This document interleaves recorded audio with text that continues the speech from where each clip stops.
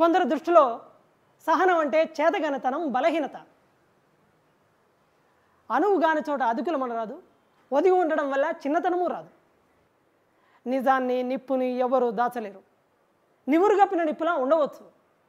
అదే గాలి వీచి బూడిద తొలగితే నిప్పు రాజుకొని తన ప్రభావాన్ని చూపుతుంది. కౌరవుల ఆగడాలను నిండు సభలో పాండవులు తలవంచి సహించారు.